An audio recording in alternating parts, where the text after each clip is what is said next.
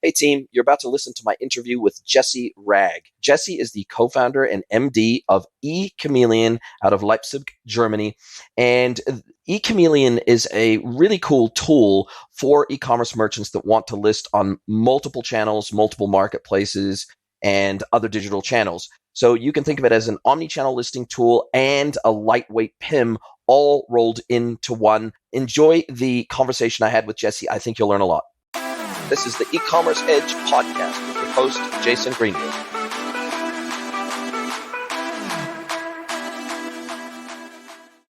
Hello, everybody. I have a fantastic episode up for you today. I have Jesse Wragg from eCommeleon. Jesse, welcome to the podcast. Thanks for having me, Jason. It's great to be here. It's great that the roles can be flipped. I was recently on your podcast and that we had a great conversation and I got to talk about all the stuff I'm doing and you asked some fabulous questions and I think I may have been one of your very first guests. So it is great to have you along for the ride today. It's fantastic, Jason. You were the first podcast I ever recorded. There were 6 episodes that I released when I first launched the podcast a few weeks ago, and I wanted to release them all in one go so that I had a good range for people to listen to when they first discovered it. And I think you were on there as episode number 3. But officially, you were the first podcast I ever recorded. And you might not have been able to tell, but my feet were quivering under the table. I was racked with nerves. But yeah, as you said, we had a great conversation. So it's really cool to be able to flip the tables and be on as a guest this. I couldn't tell, and you were very solid. I think I told you at the time that I certainly, unless you told me, I certainly wouldn't have never known that was your first episode. Very well-spoken lad and really asked some fabulous questions. We did have a great conversation. But I wanted to have the opportunity to ask you about eCommeleon, and you guys have built some amazing technology. You're co-founder and MD of eCommeleon. It's not your first foray into entrepreneurship and sales and marketing and tech. You do have a varied background all the way back. If we look back quite a while ago, you were also even involved in real estate. So you've got a varied background, but how did eCommeleon, before we even talk about what eCommeleon is, your accent is obviously not German, but you're based in Leipzig in Germany. How did eCommeleon even come to be? It's a long story. I'll try and make it as concise as I can. eCommeleon started out as a series of tools at a marketplace agency called Intercultural Elements. Now, Intercultural Elements was founded in 2007 by my now business partner, along with an ex-Channel Advisor employee and his German wife. And the agency originally was set up to help Channel Advisor sellers start expanding internationally via marketplaces. So typically they were helping UK and US-based online retailers that were doing well domestically, and they were using the Channel Advisor technology. So they had a technical integration to marketplaces. At the time, it was mostly eBay marketplaces in Europe, and they wanted to take advantage of that. But the technical connection is only half of the battle. You also have to be able to deal with the actual product data side of things, it would be something as simple as every eBay marketplace would have different rules and requirements as to things like title length and descriptions and what a product listing could look like, whether you could call a pair of shoes silver or gray, depending on if it was men's or women's, and if you were selling on eBay Germany or eBay France.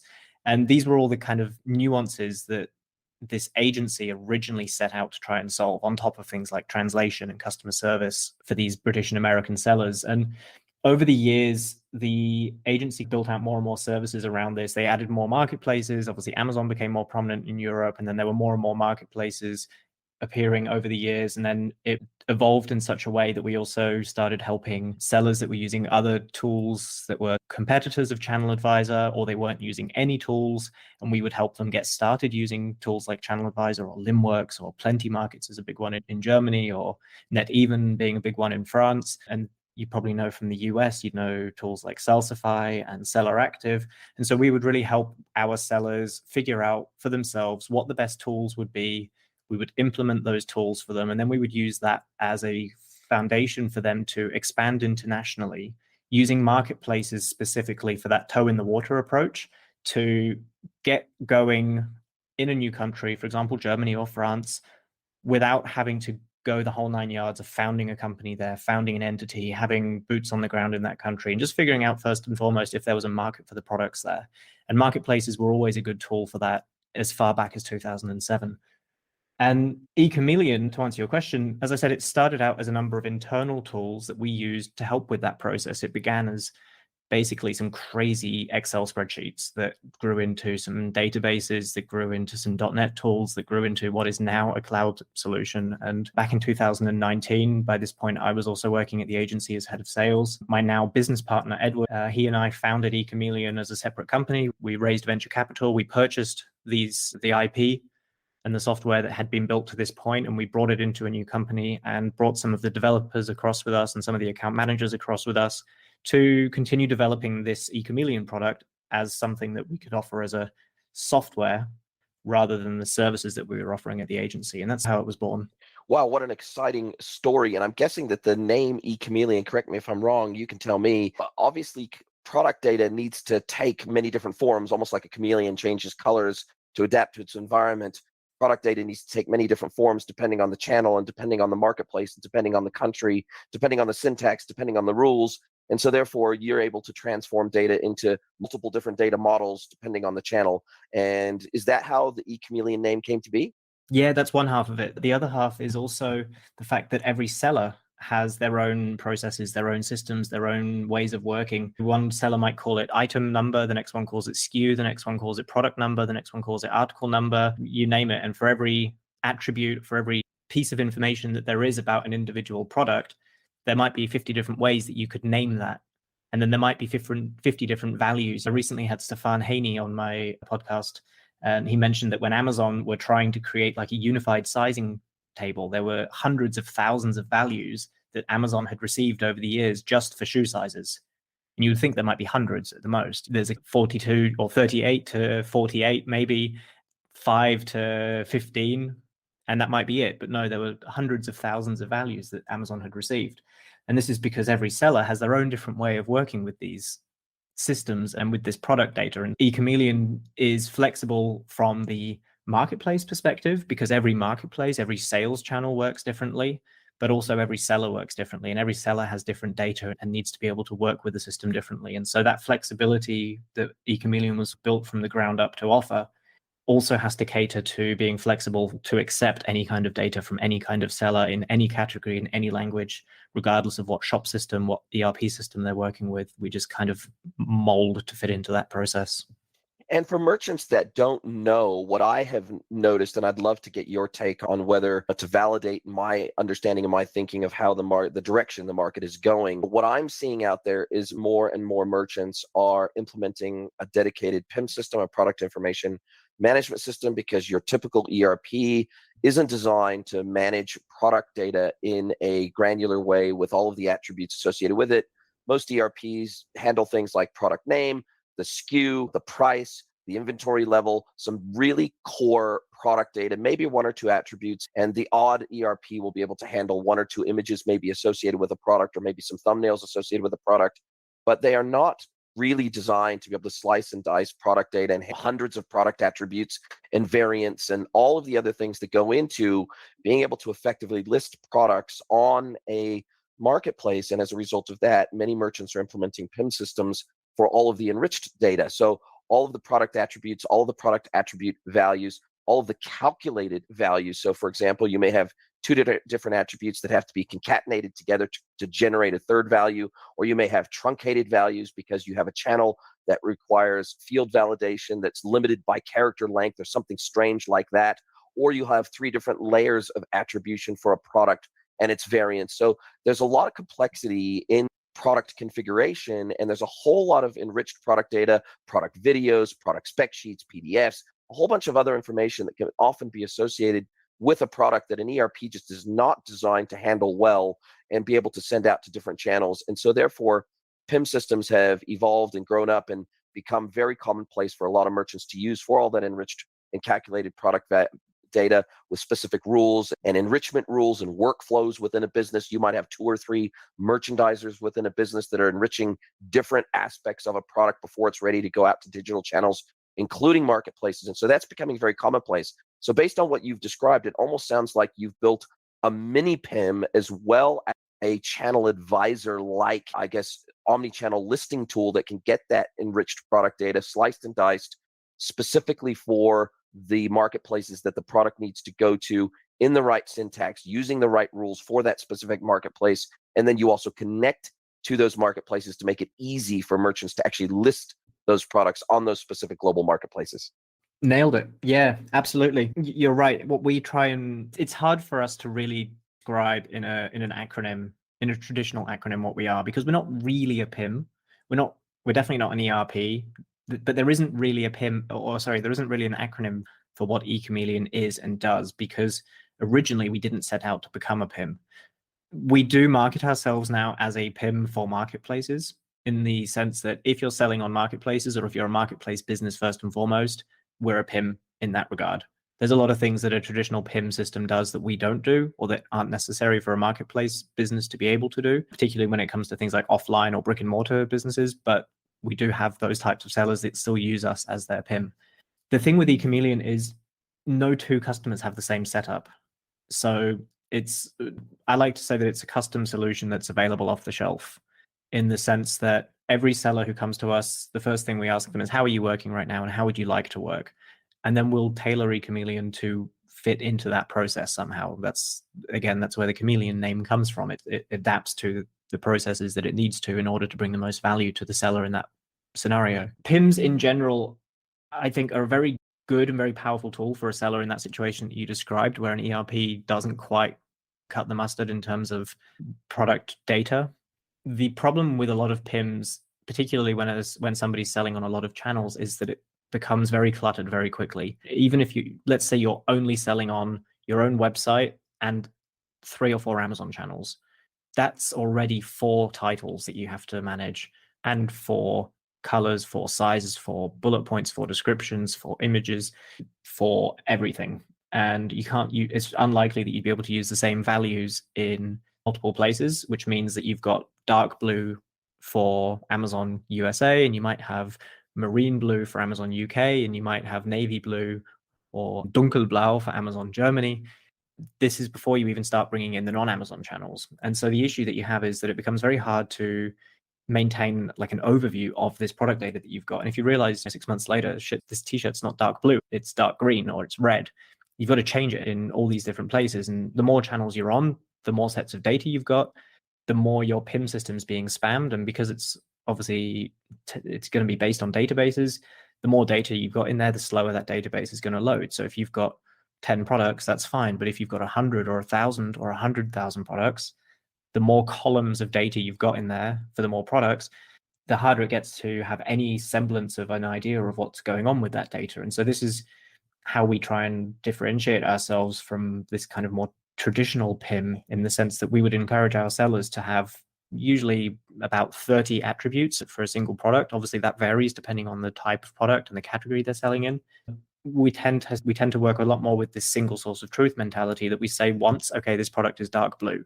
And then rather than having to create a separate value in the PIM that says Amazon color, eBay color, Walmart color, OnBuy color, Frugo color, etc., for each of the different marketplaces, we just have a mapping in the back end that will convert that dark blue into the relevant value for that category, for that marketplace, for that country, for that subcategory. Obviously, that's going to be different for every seller. You can't automate that for everybody. But the important thing is that you can then also see those values that eCommeleon is creating. So you can always tweak the data that's being created by eCommeleon, but it isn't your core data. You don't have to worry about maintaining this information for 100 marketplaces. You just have to focus on your retail data, and that the data that we have in eCommeleon can, in this setup, be the data directly one-to-one from the ERP.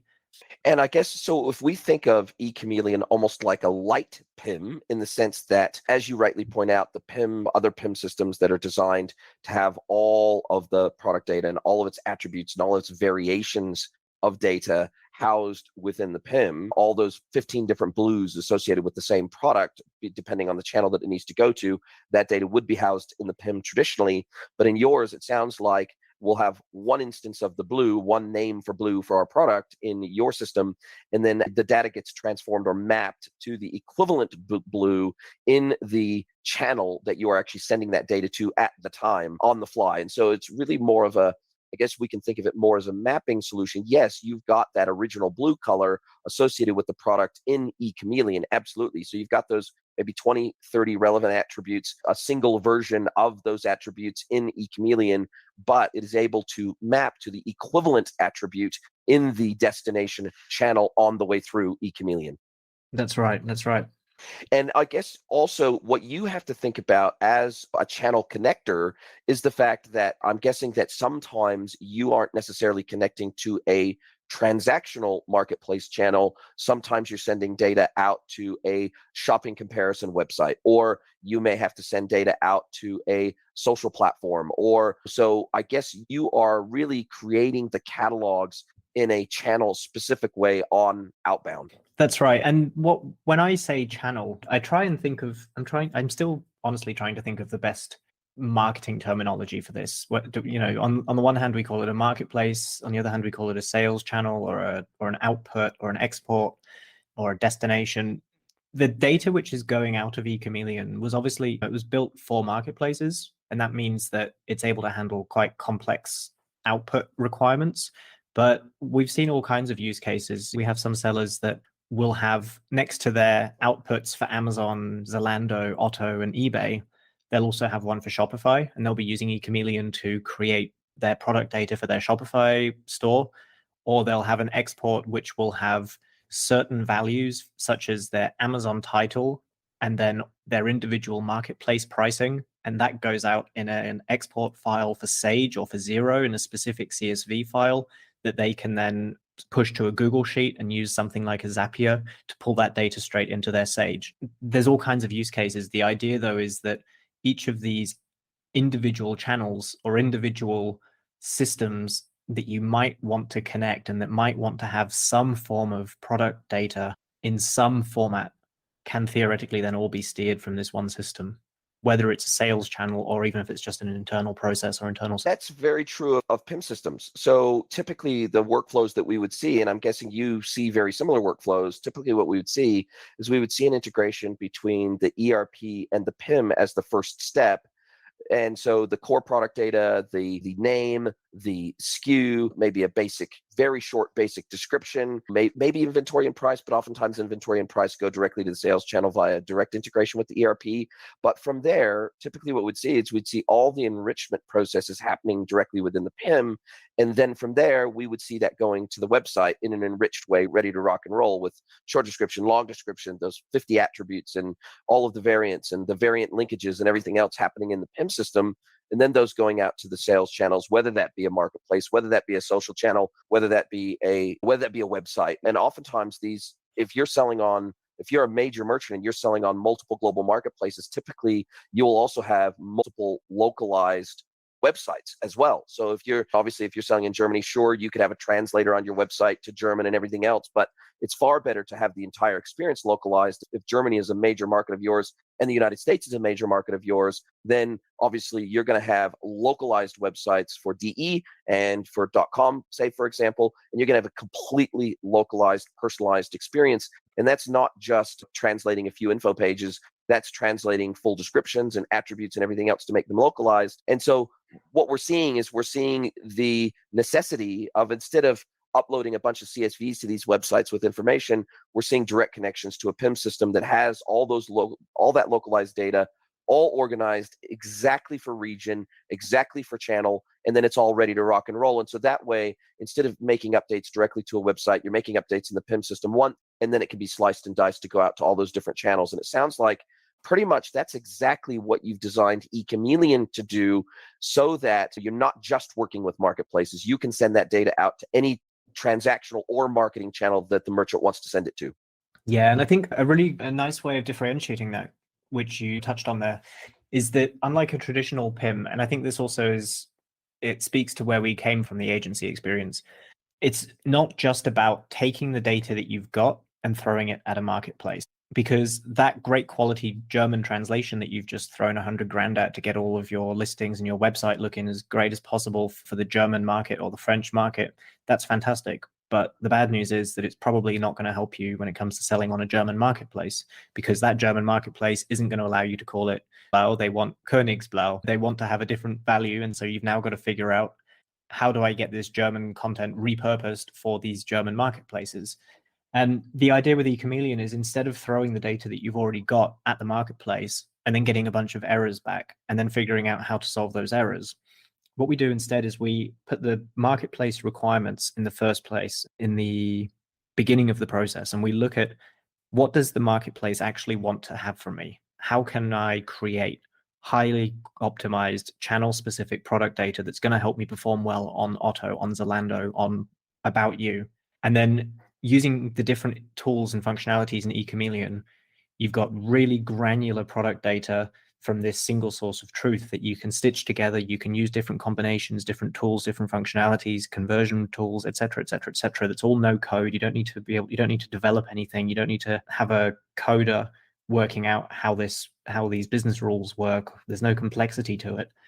And then you can just have that process work, but it's specific then for each channel. So the data that Zalando or Otto or Kaufland is getting is data which is actually optimized specifically with that channel in mind. It's not just repurposed website content.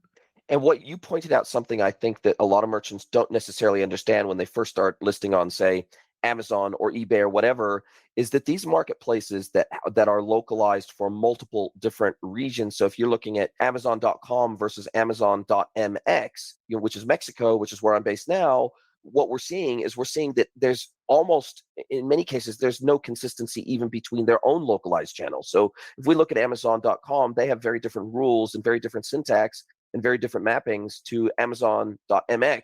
And that goes for all of their localized channels around the world. And same for eBay. If you're looking at ebay.com.au, they have a very different mapping exercise. For example, if it's that they want to see, for example, just one tiny example, in the American market, in ebay.com, they want to see aluminum. In the .com.au market, they want to see aluminium to describe the metal aluminum or aluminium. And so we see lots and lots of examples, and thousands of examples like that, where even internally these marketplaces are not consistent with themselves, or at least they intentionally are not consistent with themselves, because they're trying to also localize for the local markets in which they work in. And so therefore your listings, in order to perform well in those regions, they need to be optimized for those regions. And as you say, we would rather, if a merchant is an American merchant and they want to sell in the Australian market, we don't want them to have to go through and list and have all of their products have both aluminum as an attribute, but also have aluminium as an attribute. What we'd rather do is we'd say, okay, they've got aluminum as an attribute. When it goes out to Amazon.com.au, we're just simply going to call it, we're going to transform it on the way through, and we're going to map it to the aluminium attribute field for the material. And so even the marketplaces themselves are inconsistent. Yeah, and you gave the example of Amazon.com versus Amazon Mexico, but the thing is, Amazon.com, men's clothing versus women's clothing have completely different rules. So it's even the granularities within a specific category on a specific marketplace are already complex enough before you then start throwing Walmart or Target or international marketplaces into the mix.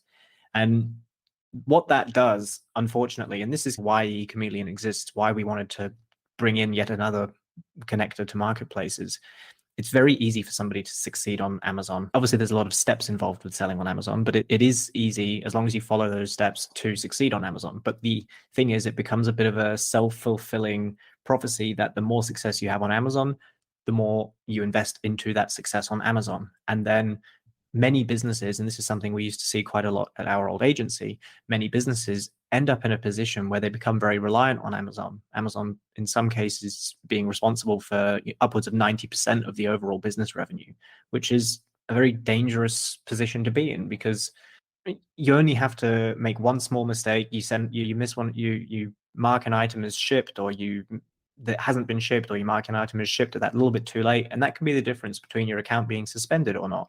Or even if your account was suspended and it turns out that Amazon had no right to suspend you, and you lodge an appeal and you're successful at getting your account reinstated, that can take several weeks. And depending on the time of year, depending on the cash flow of the business at the time, those several weeks can be enough to kill a business. And you only have to have a look at the Amazon seller forums to see that is a fairly common occurrence.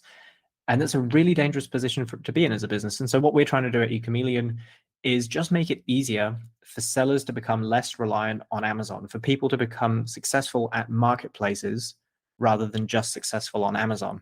And the thing is, the harsh reality of that is that Amazon is such a powerhouse that there isn't a second channel, unless you can succeed on Alibaba or something like that. But there isn't a second channel really that's going to bring the same amount of revenue as Amazon will, which means that it's not as simple as saying, okay, we'll add one more marketplace to the mix. Depending on the country, the category you're selling in, it can be that you might have to add 50 marketplaces to the mix. So then you can't put the same amount of effort into 50 marketplaces as you do into Amazon, because none of those individual channels alone will justify it. So at that point, you then have to build a process which is scalable to let you sell on as many marketplaces as possible with as little channel specific input, if that makes sense. Channel specific effort, absolutely. Yeah. Couldn't agree more. And there's two other things that spring to mind based on what you just said, which is that those marketplaces, not only will they change rules, not only will they change syntax, not only will it feels almost arbitrary in the sense that they make up rules on the fly that you can violate. You didn't intentionally violate them. It's that these marketplaces, for lack of a better term, are highly dynamic sales channels.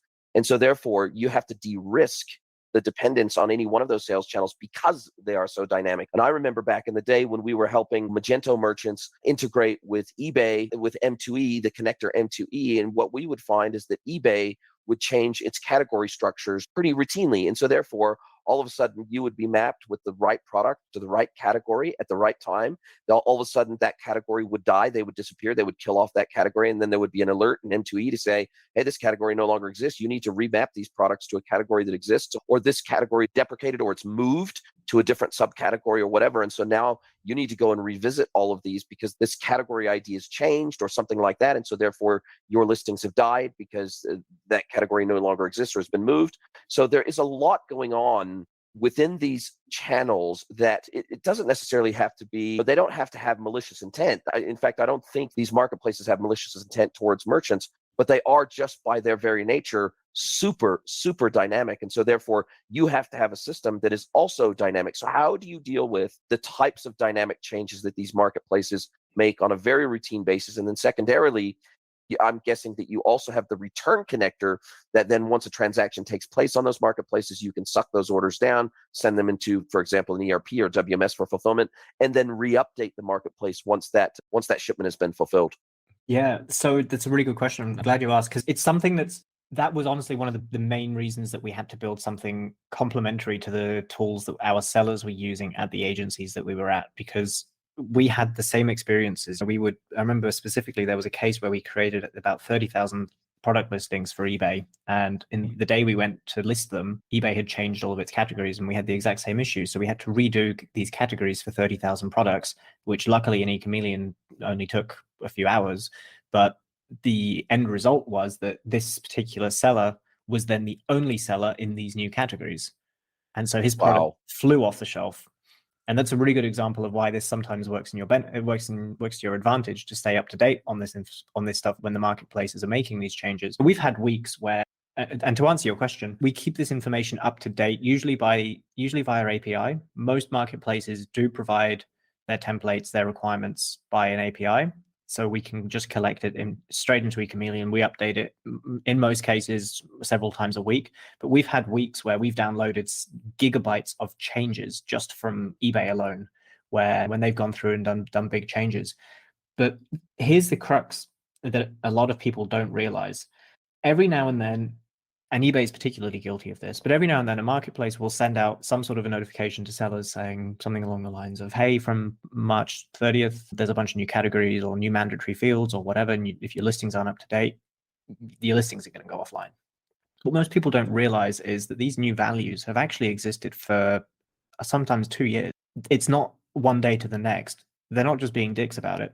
It's just that they don't send out the notification until kind of the last minute, because they don't realize that for sellers, it's very hard to stay up to date on what's actually happening. And this is, again, why in eCommeleon, we're always updating this information. We quite often see that a new category will pop up, or a better category will pop up, or a category might change, and our sellers will move themselves into these new categories and they'll start performing better just because they're the only sellers in those categories. And from the consumer perspective, they don't see the difference, right? They just go onto eBay for the first time. They're looking to buy that one product. They go to the right category in the eBay front end, and maybe there's only one product there. because only one seller actually knew that this category exists. And that's really where you start to see a difference. And now we're talking about organic growth, because that doesn't cost anything. You're not having to pay more per click than the competitors. Sometimes you're paying less because you're the only one in that category. And that's where it starts to become really interesting.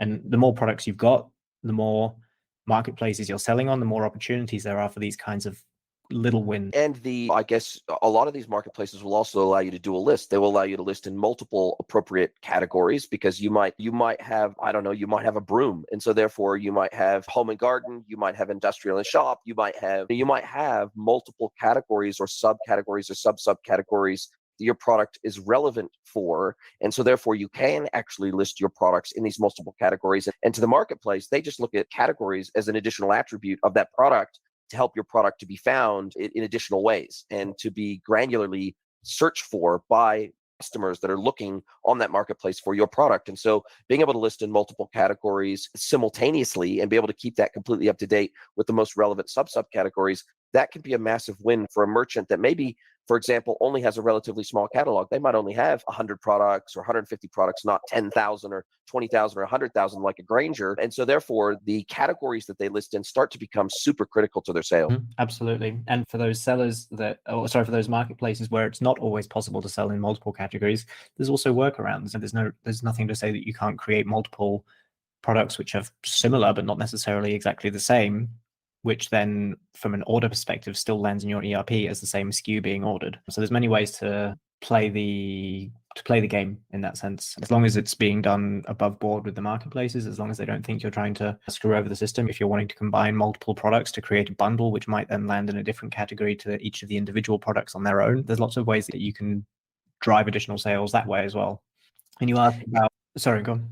Oh, no, sorry. I was just going to say, so at that point, then you guys would also bring down those orders and push them into, say, an ERP and re-update from a status perspective, the shipment details with the tracking details and all that sort of stuff into those specific marketplaces as well.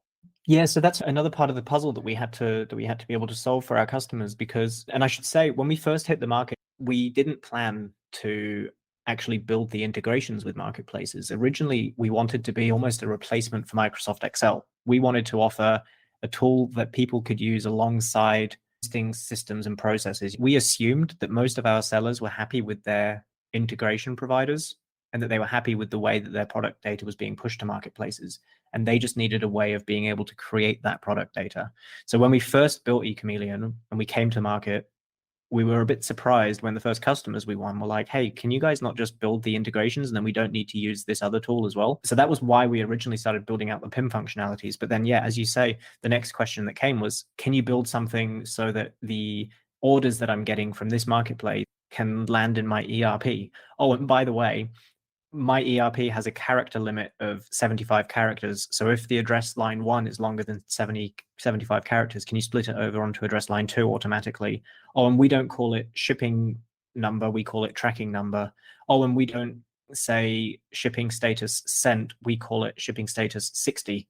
Can you convert that information and pass that back to the marketplace? Can you convert this information from the marketplace that when they call it DEU, that we receive Germany, and that when they say Express International, we call it Royal Mail International? These are all the little nuances that it's not just again, it's similar to what we talked about with the product data. Every marketplace provides this order data in a very unique fashion, and most ERPs can't handle that. And that hasn't even begun to touch on the topic of things like invoices, dispatch notes, which have to contain certain information, or they have to be in a certain layout, or they have to have the marketplace logo on them, or they have to be created in a specific PDF format and sent to a particular email address. There's all these marketplace specific nuances that ERPs just aren't built to handle, that we've then had to build solutions for over the years. And again, this is where we now struggle to figure out how to properly market ourselves, because that's generally not something that people are looking for. And it's not really a PIM system. It's more of a marketplace hole plugger, for lack of a better word. Yeah, gap filler, which makes complete sense. And I guess that's a perfect segue into how you sell and market and price your product. It looks like you've effectively broken your platform up into 3 unique modules that customers can mix and match almost on an a la carte fashion. You've got your integration manager, which effectively connects a merchant system to yours, and then from your system on out to the specific marketplaces starting at 29 euros a month. Then you've got the data creator, which allows collaboration both with your internal team as well as, say, third-party suppliers and vendors to be able to create and update specific products and listings using your platform. And then you've got the product center, which is almost that lightweight PIM system for marketplaces, which becomes for businesses that don't already have a full-blown heavyweight full-bore PIM, then they can use your system as that single source of truth for all those custom attributes that then do need to be sent out to the specific marketplaces in an optimized way. So it feels like merchants have the ability to mix and match the pieces and the modules of your platform that they actually need for their business. Yeah, and to be honest with you, the way that we market these three products, it's the same technology at the end of the day. It's really how is it configured for the individual seller? Which parts of the puzzle do they actually need a solution to? The data creator product, we're probably going to stop marketing, to be honest, because it's something that this was our original product, and it was the one that was more designed to replace Microsoft Excel. And it's something that we still sell to agencies where they are doing the same work that we used to do in the agency, but their customers then still have a different provider. And so for them, it's more just about how do we create 20 flat files in the most efficient way possible that we can then upload into our customer's Seller Central account. And so that's something that we do still have, but it's not really our core product. Our golden egg is Product Center. That's the PIM system that we've been talking about. Integration Manager I like to think of it as like a Zapier for marketplaces. You've still got to have someone somewhere still has to be able to create the product data. So it puts the onus on our customer to know what the individual sales channel needs the product data to look like. So in that sense, is if they've got a way of creating their own product data that's going to work for the channel and they just need a way of transferring it from A to B, then that's a cheaper alternative for us to be able to pass it on, and they can just benefit from our integrations. And that's something that we also sell actually to competitors. So we also have an entirely different product that isn't marketed as such, but we're like an API builder for middlewares, where for a middleware to be able to offer a new integration, they need to be able to build that integration. But our team is so good at building marketplace integrations that our competitors are coming to us and using our integrations instead of building it themselves because it's a more efficient way of doing it. And so that's something that was originally built for sellers that have the product data and they just need to be able to transfer it from A to B, but it's proving to be a pretty cool product for us in general. So we can think of that almost as like just a standalone, almost like a Go data feed all on its own. Yeah, exactly. So Go data feed, Cannibal, it competes with your feed management tools, but the main difference there is that it's not a black box. You don't just put data in and never see it again until it shows up on a marketplace somewhere. You still have the option of seeing the output and being able to edit the output before it's then sent to the marketplace. Very nice. And it looks like within each of those modules, you also have it based on tiers, based on the number of SKUs or the number of items that are going to be sent out to those specific marketplaces as well. Yeah, or exactly. housed within your system. Correct. Yeah. So for somebody with a small inventory, it becomes a very affordable way of getting listed onto a new marketplace. But the more channels, the more products, the more it costs in effect. But yeah, for someone with less than 1,000 products, there's options there starting from 29 euros a month. And the beauty of that is also that even if you had 100,000 items, you might only choose to take your top 10% of your items, whether it be 10,000 or 1,000 items. You might only choose to take the best performing or the most competitively priced products from your catalog. You may take a subset and send those out to marketplaces to assess performance. And so therefore they can get underneath those thresholds that save them a bit of money with your platform as well.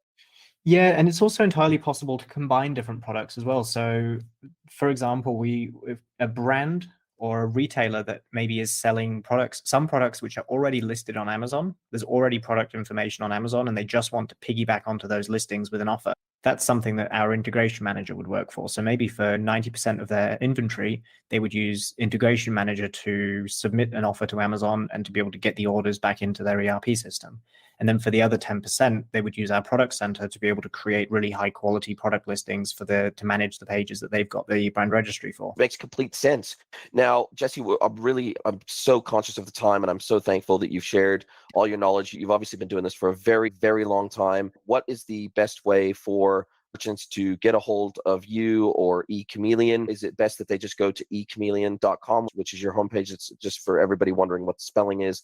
eCommeleon.com is eCommeleon. Would you prefer that they just go there, that they click on start the conversation, that will reach out to you? Or would you prefer that people reach out to you, Jesse Wragg, on LinkedIn? Or where would you prefer, or how would you prefer people get a hold of you if they want to learn more? Yeah, either or is great. LinkedIn's always a great way if you want to reach me personally, or yeah, you can go through the website. What I would say is if you use any of our contact forms, or if you do reach out to me some way in writing, just mention that you heard this podcast, and we'd be happy to offer a 25% discount on the first 3 months with eCommeleon to help you get started and figure out if it's something for you. Wow, massive benefit. I really appreciate that. For the e-commerce edge listeners, they're 25% off first 3 months. That's a really genuine offer. I really appreciate that, and I'm sure our listeners will too. So I would encourage them to reach out to you on either LinkedIn or go to eCommeleon.com and find out more. Now we're at the point of the podcast where I get to flip the script a little bit, and I get to let you ask me one question, any question you like. It can be personal, it can be professional, whatever the case may be. And so I'll turn it over to you, Jesse Wragg from eCommeleon. What's your question for me today? BigCommerce or Magento? Was this a softball? Was this intentional? No, look, it's a funny one. Look, I think Magento has its place in the world, but not for my clients anymore. I come from a long, extensive history working with Magento, right from Magento 1, right from the early days.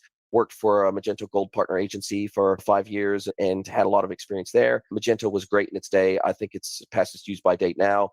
And I think BigCommerce is vastly superior. And I really, as a consultant, I really only work with SaaS platforms, and Magento is not a SaaS platform. They try to sell it as a cloud platform, but it's really just PaaS.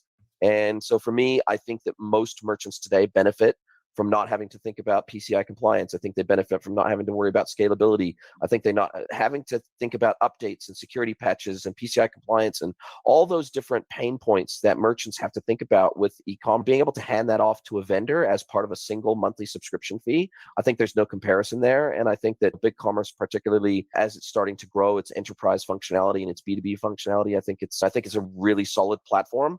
And for me, I just don't work with on-prem stuff anymore. Not to say that Magento didn't have its day, because it absolutely did, but I think it's past its use by date. That's my personal opinion. Good to know. I share the same opinion. It's something that we're contending with a lot. We get more and more people asking if we're going to integrate with Magento, and every time I'm just like, is it really worth it? Is it going to be worth it? It's still going to be there? So I'm glad to hear you say that from your perspective. Jason, I also really appreciate you taking the time to give eCommeleon the space and to let us introduce what we've built to your audience. If I can be so bold, I'd also love to just take this opportunity to just direct anyone who's interested and who's obviously into listening to podcasts to maybe also check out your episode on the Marketplace Jungle podcast, because if marketplace is an interesting topic, and I mean, when I say marketplace, it's more than just Amazon, then that's exactly what we're trying to cover in the Marketplace Jungle podcast, to talk about the never-ending list of marketplaces that exist as sales channel opportunities for sellers that don't start with Amazon dot something. I would love them to go and check out your podcast, and specifically our episode, because I think we covered some great ground. But as you say, you launched 6, you came out hot.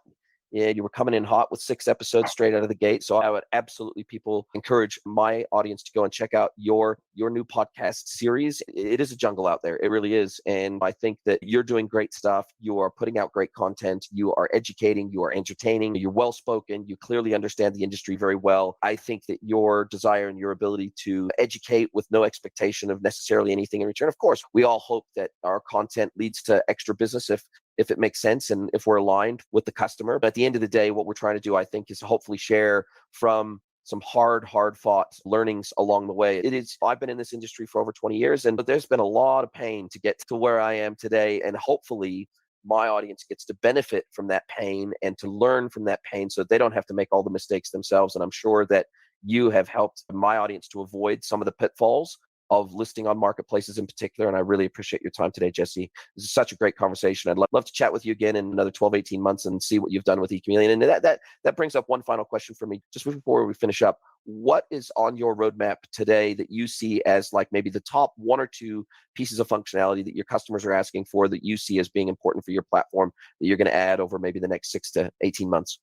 So we've spent most of the last 3 years since we founded the company and brought the software over from the agency, building functionalities and features and getting to the point that we now have this solution that we've been talking about today.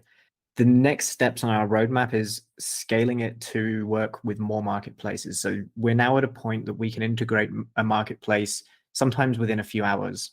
We've integrated we're on the 1st of March right now at the time of recording. In February, I think we introduced 11 new marketplaces to eCommeleon.